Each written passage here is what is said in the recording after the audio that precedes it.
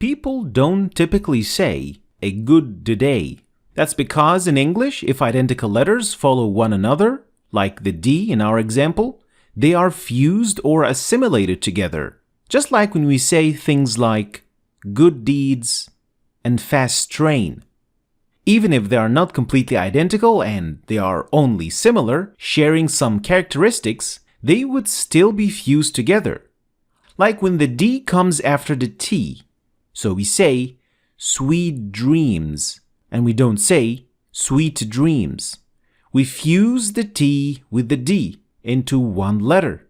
These are general speaking rules, so they are not limited to the English language, which means that they happen also in Arabic. And more importantly, they must be followed if you want to fine-tune your Quran recitation. And this is what we're going to talk about today. In Arabic, if two identical letters follow one another, they will be assimilated or fused together into one, while keeping the same tashkil of the second letter. Pay attention because this happens only if the first letter has sukoon on top, which is this sign or no sign at all, like these examples. أينما تكونوا يدرككم الموت كلا بل لا يخافون الآخرة وقد دخلوا بالكفر وهم قد خرجوا به. Here we notice that identical letters are fused together into one when the first of which has sukoon. So the first example, the kaf, is repeated in this word. The first has sukoon because it has nothing on top. And that's why we say yudrikkum and we don't say yudrikkum. That is not correct. And in the second example, we see the lam at the end of the word bel and the lam at the beginning of the word la. So we say bella, not bellila. That is not correct. And in the third example, the dal at the end of qad and the dal at the beginning of dakhalu.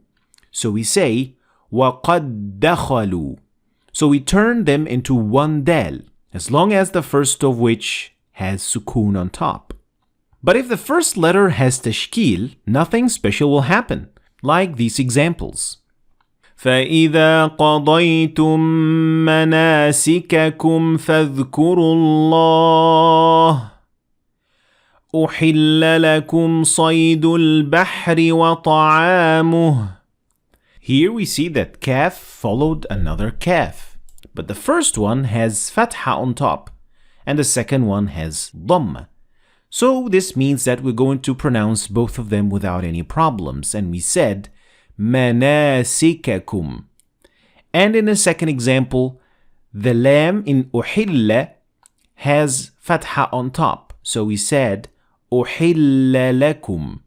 So if there is tashkil on top of the first of the two letters, nothing special is going to happen. But letters don't have to be 100% identical to be fused in Arabic. If they share a lot of characteristics, they will still be fused together as long as the first of which has sukoon. And what happens is that the second of the two letters prevails over the first, like the example we mentioned in English in the beginning. So we said sweet dreams. Here the D came after the T. So the D prevailed over the T. We said sweet dreams, not sweet dreams. So the D came on top. And that is exactly what we're going to do in Arabic. There are 6 different combinations to learn that came in the Holy Quran and that we have to pay attention to. Number 1 is the combination between dal and ta. And these two are fused together. And the second of which is the ta, will prevail over the dal, like these examples. لا إكراه في الدين قد تبين الرشد من الغي لقد تقطع بينكم وضل عنكم ما كنتم تزعمون. Here in the first example we see قد تبين. And when we fused these two together, the dal will completely disappear. So it is as if these two words will be pronounced like that. قد تبين. And in the second example, the dal and the ta, لقد تقطع. That is the correct pronunciation. Second, when the dal comes after the ta, the dal will prevail, because in this case, the dal came second, which means it will prevail over the ta, like in these examples. فَلَمَّا أَثْقَلَتْ دَعَوَا اللَّهَ رَبَّهُمَا لَئِنْ آتَيْتَنَا صَالِحًا قال قد أجيبت دعوتكما فاستقيما. Here we said أثقلت دعوى الله. We didn't pronounce the ta, we completely hid the ta, and we only focused on the dal because it came second. And in the second example we said أجيبت دعوتكما for the same reason. The third combination is the dhal plus the dha, and they will be fused together, and since the dha came second, this means that the dha will dominate the first, like in these examples. وَلَن يَنفَعَكُمُ الْيَوْمَ إِذ ظَّلَمْتُمْ أَنَّكُمْ ولو أنهم إذ ظلموا أنفسهم جاءوك. Here we notice that the dha prevailed over the dhal in both examples. The next combination, number 4, it is when the ta is followed by ta. And by now you can already guess that the ta will be pronounced and the ta will be dropped, like in these examples. ولولا فضل الله عليك ورحمته لهمت طائفة منهم وإذ قالت طائفة منهم يا أهل يثرب.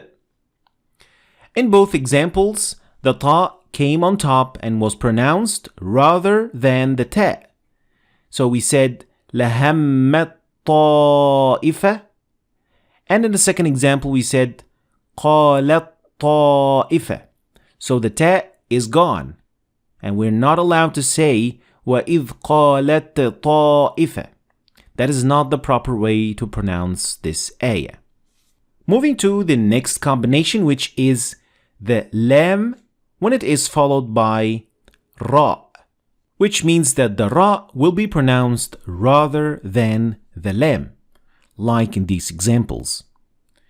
وَمَا قَتَلُوهُ يَقِينًا بَلْ رَفَعَهُ اللَّهُ إِلَيْهِ قُلْ رَبِّ إِمَّا تُرِيَنِّي مَا يُوعَدُونَ. In both of these examples, the ra was pronounced and the lam was dropped. So we said بَلْ رَفَعَهُ, and we did not say بَلْ رَفَعَهُ. That is not correct. And in the second example, we said قُلْ رَبِّي. The last combination is between the ba and the mim. And there is just one single example in the whole of Quran when this happens, which is found in this example. يا بني اركب معنا ولا تكن مع الكافرين. Here we noticed that the mim was pronounced and the ba was completely dropped.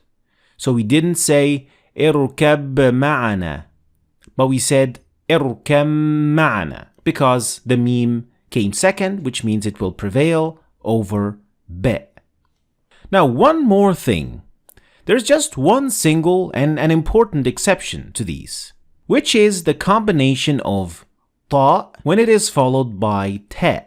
Normally, the ta will prevail since it is the second letter, but not in this case. Here, there is a partial fusion between these two letters, which means that we will keep some traits from both letters, not everything. So we will pronounce the ta without echoing it, without qalqala. And the ta will follow very lightly when pronouncing the tashkil on top. Like in these examples. وَمِن قَبْلُ مَا فَرَّطْتُمْ فِي يُوسُفَ فَقَالَ أَحَطْتُ بِمَا لَمْ تُحِطْ بِهِ. Notice that we normally would echo the ta since it has sukun on top. But here, we will have to dim it, and it will be followed by the moving ta. So it is wrong to say مَا فَرَّطْتُمْ with the qalqala.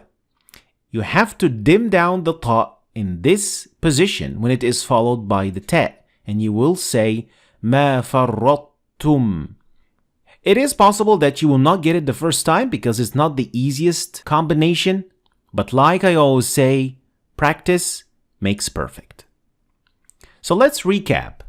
When letters follow one another in Arabic, they are either different, identical, or similar. If they are different, then there is no problem.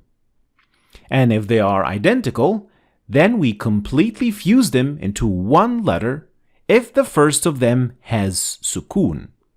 And if they are similar, like these combinations, then the second letter will almost always prevail over the first one. Thanks for watching. I hope you've learned something new today. If you did, please like and share the video for other people to learn from it. And please subscribe to my channel if you want to see more videos like this. Thanks for watching, and I'll see you next time.